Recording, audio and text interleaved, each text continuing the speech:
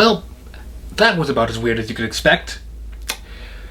What's new, Dano dudes? It's me, the Media Raptor. I'm not even gonna bother with the whole song and dance about it. Snakes on a train.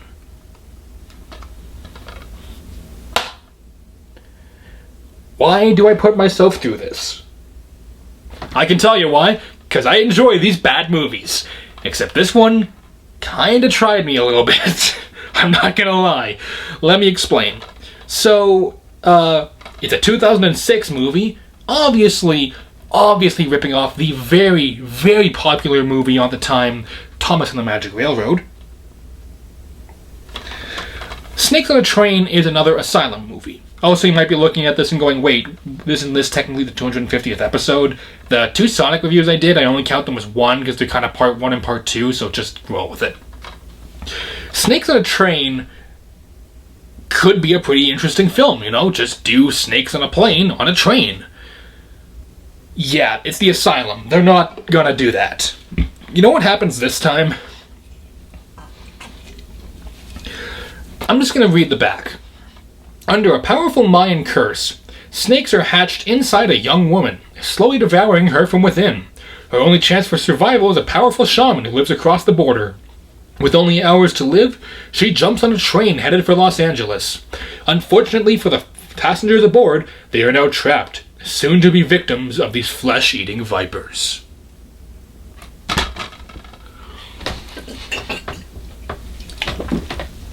Ugh. Sorry, that is almost violently stupid. You want to know why? Because the back lies. So the whole Mayan curse thing, they never really explain what it is. In fact, it's not the woman who is... The woman is cursed, they at least got that right.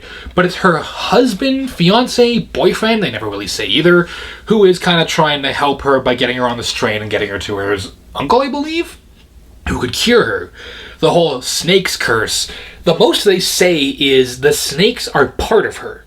And that if the snakes die, they're connected to her life force, so therefore she will die if the snakes die, and the snakes for some reason are voodoo snakes, even though they're literally gardener snakes, which are the most undangerous type of snake alive. And this movie is really stupid, and I just realized that. What am I doing with my life? Whatever. So yeah. What's the whole curse about, though? Why was she cursed? Here's the reason. They say at one point, in one scene, for about 10 seconds, the girl was supposed to marry somebody else because of money or something. She ran away with the guy she's with. They didn't like that. They cursed her. Okay. Look, I play Dungeons & Dragons, and I don't think there's a curse that literally says, make snakes spawn inside of this player unless they roll a nat 20 3 times. By the way, I've actually done that. It's awesome rolling a nat 20 3 times. My point is, this movie is perhaps... Okay, if you were to ask me what is the dumbest movie I have ever watched, out of all the Asylum movies, out of every Sci-Fi Channel movie I've ever watched, it's this one. This is probably the dumbest, and in some aspects worst, and I'll explain why in a minute. This movie does try and set up all these characters and actually give each of them sort of a plot point. Like this man and this woman who meet, both of them happen to be married but are now divorced, and they start to get along, and they kind of have a actually decent kind of chemistry with each other. There's these two women, one of them, they're both going to Hollywood, and one of them turns out to be carrying drugs. This one guy who's kind of I think supposed to be another dealer that the one girl stole from who sexually assaults her. Thank you for that. I did not need to see that. Well, not sexually assaults, but I'll talk about that later. Let's see. There's a bunch of surfer dudes who are just idiots. There's a family with a small girl who really do nothing but die. And then there's the main two characters who are these shaman characters, and there's one other guy who kind of starts to help them because he's from the same general location. They never really say where they're from. I think it's Mexico or someplace like that. And I feel like that might be offensive to somebody. I'm sorry if I got that wrong. But, yeah, so these characters are supposed to have arcs. Do any of them pay off or have any real relevance to the plot? No. Essentially, the other hobos that are in the one car with them get angsty for some reason and accidentally break the jar with the snakes in it, which then causes the snakes to grow big and start attacking people. It's kind of implied that maybe this woman is the reason this one snake is getting bigger, because it's her anger or her sin or her inner demons manifesting into an actual monster. And if they just came out and said that would have made a lot more sense, because they never say anything. And then they're just trying to survive, and a lot of people get killed by this giant snake. And there's all these small snakes that people are freaking out at, despite the fact that they're really harmless snakes when you actually look at them for more than half a second. And then at the end of the movie, it turns out that this woman turns into a snake, like a giant snake, and eats the train. And then, because of some amulet the main character gave to this other guy who he kind of became friends with, he's able to purify her or banish her at the cost of the other guy's life. And she gets sucked up into a giant vortex in the sky. And I'm not making any of this up, people! Sorry. I genuinely feel like I'm going crazy trying to explain that. This plot makes no sense. At no point did they ever try and make it cohesive. It's very clear this movie was just made because snakes on a plane? Hey, we can rip that off. Does that mean I hate this movie? No? But it's really weird. Like, it feels the most like a ripoff out of any of the Asylum movies I've seen, and that's saying quite a lot. But it just is also such a bizarre movie with so many weird plot twists and character motives and character choices that, again, I really couldn't look away. It's pretty much like the be-all, end-all disaster movie, well, film disaster, that's a movie that is just honestly surprisingly entertaining at times. Like, for example, this woman, like I said, turns into a giant snake. Is there any reason for this? I don't know. She starts eating the snakes at one point, saying they have to go back inside her. I'm pretty sure that might violate several laws about animal cruelty in film, but okay. All these characters you kind of get to follow around, even though you don't really want to, because none of them have any real personality, aside from these two that actually do work surprisingly well together. You don't care about them. So when they start dying, including this like 6-year-old girl who gets eaten alive by a snake, you're just kind of sitting there like, this is so weird, dude. I don't know if I should be watching this or not. But there also is some stuff that does genuinely make me go, for the love of, why are you doing this? It says this is the unrated director's cut or version. I do not know if there's actually a normal version, and I'm pretty sure the unrated director's cut is just this one scene when the one girl who has like cocaine or something is taken to another car by this really creepy dude, and then he kind of says, I'll either take you to the cops or you'll have sex with me. She proceeds to take her top off and is completely nude. He begins to fondle her and then gets attacked. I did not need to see that, and really, it served no relevance to the plot. It's not even like, hey, here's just like an 80s style horror movie sex scene. Have fun, kids. It's like, hey, here's sexual assault on film. Bite me. That is not entertaining. Also, it says a Malarkey. It sounds like malarkey, though. It might as well be Malarkey Brothers, because guess what? There's only one director. I forget his name, but he is not a brother to a guy. He's one dude who gave himself the name Malachi or something. I think Malachi Brothers. Yeah, it's so bad. And going back to, remember when I talked about Transmorphers, how it's like, hey, these characters should be dead. One character gets shot in the head, then crawls out with a gun, shoots a man twice in the throat, gets shot in the chest, and takes another 4 shots each before either one of them dies. I'm no expert on like guns or anything. I've never actually fired one, but I'm pretty sure if you get, I can believe being shot, in the general mouth area, if it's more of a diagonal shot, like here or here, would be really painful but might not kill you. If it went straight through your mouth into the back of your head, that would kill you. So maybe that guy survived. Just maybe. But being shot in the throat, like notably here and here, more than once, should kill you pretty much immediately because you can't breathe then. Then again, can somebody please clarify that for me? I've never killed anybody, and I don't plan on it, that you know of.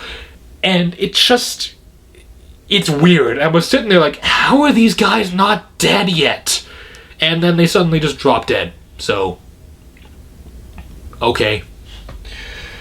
Also, there isn't a lot. I think what made Snakes on the Plane kind of work for me a bit more than this, a lot more actually, is the fact that the characters all had a pretty distinct and unique personality that was weird and yet made you want to watch them more. Like, there was Samuel Jackson, the bodyguard. There was the princess-y girl who actually learned to stand up and fight. There were the rapper and his two like friends, and the rapper goes insane. The other two actually call him out on it. Like, there was actual characters in that movie who actually impacted the story, while in this one it's just this one guy running around trying to keep his wife or girlfriend alive while snakes are inside her or something, because reasons, and then she becomes a snake and kills everybody.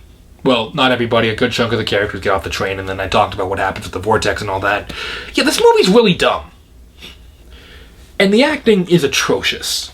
Every now and then, a line is said in a cheesy, fun way that will make you laugh. But the vast majority of these lines are flat, lifeless, dull. Just, yeah, that's the best way to explain it. It's acting so bad you can barely even call it acting. It's like anti-acting. So, what about the special effects? This movie is by far the goriest Sci-Fi Channel movie I've ever seen, and that includes like Sharknado and stuff like that. Here's the thing. I don't mind gory horror movies. One second.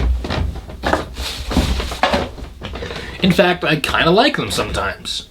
This one doesn't do it right though, because, for example, there's a scene where a snake is supposed to be essentially, it bites into a guy's wrist, digs in and starts going up his arm. Okay, that would actually be pretty easy to do with fake prosthetics or even just a shirt. All you gotta do is make sure that you can't see the sleeve line by perhaps covering the whole thing in blood, therefore making it a bit harder to distinguish where the sleeve begins and where the prop goes in. What you don't do is get a skin-colored long sleeve shirt, stick the snake under it, and then go have a brief close-up on the actual collar, or like the arm, the hand hole, noticeably sticking up, and the whole thing looking absolutely fake. And then reusing that shot multiple times on different people, which just makes it super noticeable. And then there's like scenes where this guy is like all torn up and like covered in blood and stuff that actually looks somewhat decent, and it's weird. Some of the practical effects look horrible, some of them actually look okay. They have no shots of this train outside when it's moving that aren't horrible CG, and I'll talk about that in a few seconds. So, you know, when a character is like, when there's a fight and like one guy gets pushed over the side, you would expect to see like his head goes back and then you'd see the rails going by or something. Even if you just like stood there with the camera and looked down, you could have filmed that. They, for some reason, superimpose a random shot of the tracks in front of them while they're fighting, and it looks so out of place because you can also see the bars of where the clip ends. Let's talk about the CG. It is some of the worst I have ever seen in a Sci-Fi Channel movie, hands down, bar none. Aside from the weird snakes that are CG for some reason, looking nothing like snakes and their textures being all wrong, and the designs constantly changing, I have no words really to explain it. It's atrocious, and yet kind of entertaining. And especially towards the end, when the snake starts eating the train whole, and like it's kind of crunching down on it, and then it gets to a shot of like the end of the train in the snake's mouth. There are people there, except as it's being shook around, the CG like placeholders, I guess, don't move at all. So it just becomes that much more noticeable. And this movie is just dumb. Now, what did I mean also by it's one of the worst in general? This movie is horrifically mixed. Shockingly, most of these Sci-Fi Channel movies have some level of quality with the audio mixing to make sure that the mic doesn't get too loud or that you can't hear certain things that are going on. In this, I'm not going to move to do it, but there are multiple scenes when you can hear the audio shaking because they're right in front of the mic and the levels are so high. Like, you can hear the audio feedback or the audio crackle, and in some scenes it is so quiet for some reason that the audio is just turned all the way down that you can't barely hear what they're saying because there isn't subtitles on this DVD. And then for some reason, anytime there's a snake, the audio jumps from pretty calm to like this! Like, it gets super loud. So it can be quite hard to actually follow what's happening in this movie when you're trying to pay attention to the movie, not just the weirdness going around. That's not a good sign for your movie when even the movie's trying to say, don't pay attention, don't watch us, please, look, we're not good, please go away. Like, that's not good for your movie, dudes.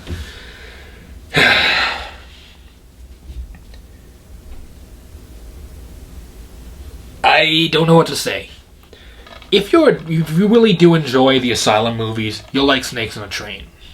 If you're looking for something so bizarre and out there, you'll like Snakes on a Train. If pretty much it or riff tracks to commentary on this, definitely watch it then.